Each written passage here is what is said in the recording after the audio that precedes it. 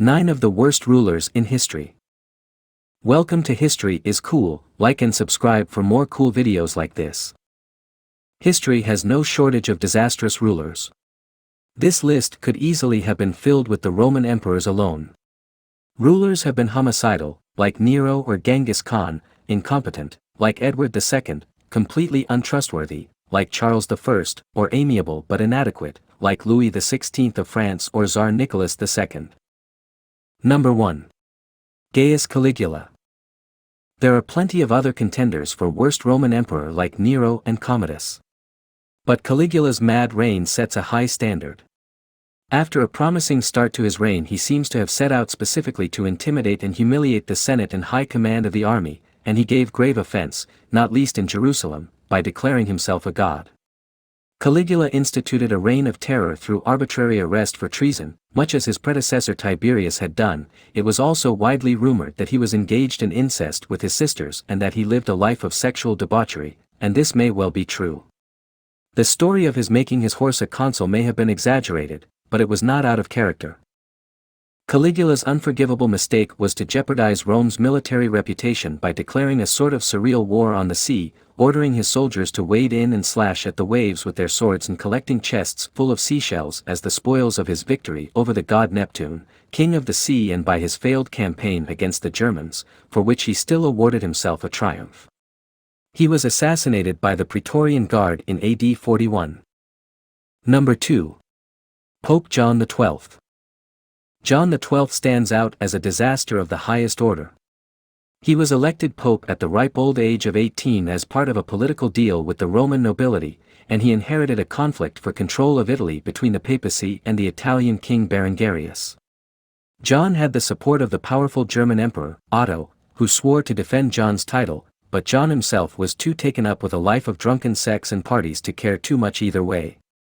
He recovered from his hangover enough to accept Otto's oath of undying loyalty and then promptly linked up behind Otto's back with his enemy, Berengarius.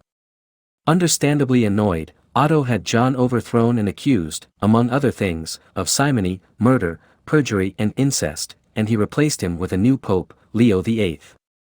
However, John made a comeback and had Leo's supporters punished ruthlessly. One cardinal had his hand cut off and he had a bishop whipped. A full-scale war broke out between John and Otto, until John unexpectedly died in bed with another man's wife, or so rumor had it. Number 3. King John. The reign of King John is a reminder that murder and treachery may possibly be forgiven in a monarch, but not incompetence. John was the youngest and favorite son of Henry II, but he had not been entrusted with any lands and was mockingly nicknamed John Lack Land. He tried unsuccessfully to seize power while his brother Richard I was away on crusade and was sent into exile upon Richard's return. On his accession, John had his own nephew Arthur murdered, fearing Arthur might pursue his own much better claim to the throne, and he embarked on a disastrous war with King Philippe Auguste of France in which he lost the whole of Normandy. This singular act of incompetence deprived the barons of an important part of their power base, and he alienated them further with arbitrary demands for money and even by forcing himself on their wives. Number 4. King Richard II.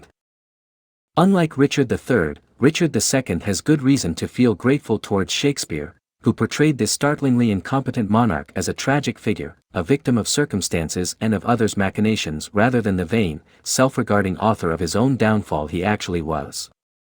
Learning nothing from the disastrous precedent of Edward II, Richard II alienated the nobility by gathering a bunch of cronies around him and then ended up in confrontation with Parliament over his demands for money. His reign descended into a game of political maneuver between himself and his much more able and impressive uncle, John of Gaunt, before degenerating into a grudge match between Richard and the 5 lords appellant, whom he either had killed or forced into exile. Richard II has his defenders nowadays, who will doubtlessly take issue with his inclusion in this list, but there really is very little to say for him as a ruler. Number 5. Ivan the Terrible. Prince Ivan Vasilyevich grew up at the hazardous court of Moscow, his life often in danger from the rivalry of the boyars, nobles. It gave him a lifelong hatred of the nobility and a deep streak of ruthless cruelty. Aged 13, he had one boyar eaten alive by dogs. Ivan was Prince of Muscovy from 1533, and in 1547 he was crowned Tsar, Emperor, of all Russia, the first ruler to hold the title. He crushed the boyars, stealing their lands to give to his own followers. He also condemned millions of Russians to a permanent state of serfdom.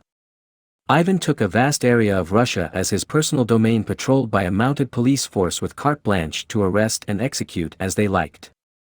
Distrusting the city of Novgorod, he had it violently sacked and its inhabitants massacred, and he embarked on a disastrous and ultimately unsuccessful series of wars with Russia's neighbors. Ivan beat up his own pregnant daughter-in-law and killed his son in a fit of rage. Ivan was in many ways an able ruler, but his ruthlessness, paranoia and taste for blood earned him his place in this list. Number 6. Mary, Queen of Scots.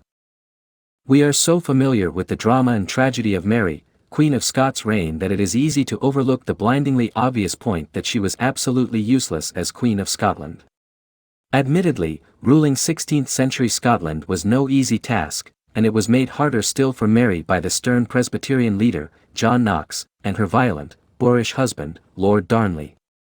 At a time when female rule was generally regarded with suspicion in any case, she played up to the stereotype by appearing to live in a cozy world of favorites, including her unfortunate Italian guitar teacher, David Rizzio.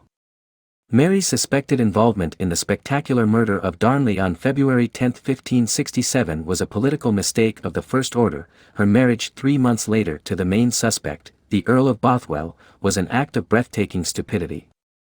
It is hardly surprising that the Scots overthrew Mary and locked her up.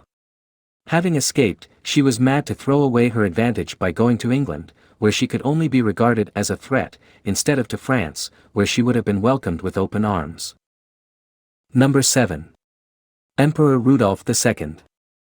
He was elected Holy Roman Emperor in 1576, though he was prone to long bouts of deep depression and melancholia, and he spent most of his time dabbling in alchemy and astrology. A staunch Catholic, Rudolf tore up the religious settlement that for the past 20 years had kept Germany's Catholics and Protestants from each other's throats, and embarked on a crusade to eradicate Protestantism from Germany's towns and villages. When the Protestants formed a self-defense league, the Hungarians rose in revolt and the Turks launched an offensive. Rudolf shut himself up in Prague Castle and refused to speak to anyone. Eventually the Habsburgs had to agree to replace Rudolf with his brother, Matthias, who restored the religious peace in Germany and signed treaties with the Turks and Hungarians, only for Rudolf to fly into a rage and start up the Turkish War again. Rudolf reluctantly signed the Letter of Majesty granting freedom of worship to Protestants in Bohemia, but then embarked on a program of persecution.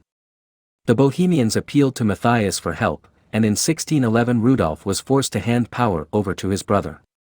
He died a year later, having laid the foundations for the disastrous 30 Years' War that would tear Europe apart within 6 years of his death. Number 8. Queen Ranavalona I of Madagascar. At a time when the Europeans were spreading their colonial holdings around the world, Queen Ranavalona was able to keep Madagascar free of British and French control, but she did so by establishing a rule so ruthless that it has been estimated that the population of her kingdom was halved during her reign. Queen Ranavalona maintained her power by retaining the loyalty of the Malagasy army and imposing regular periods of forced labor on the rest of the population in lieu of taxation. On one notorious occasion she organized a buffalo hunt for herself, her nobles and their families and followers, and she insisted that an entire road be built in front of the party for them all to advance to the hunt in comfort. An estimated 10,000 people died carrying out this particular piece of folly. Queen Ranavalona faced several plots and at least one serious coup attempt. As she grew more paranoid, she forced more people to undergo the notorious Tangina test, eating 3 pieces of chicken skin before swallowing a poisonous nut that caused the victim to vomit, if it did not actually poison them, which it often did. If all 3 pieces were not found in the vomit, the victim was executed.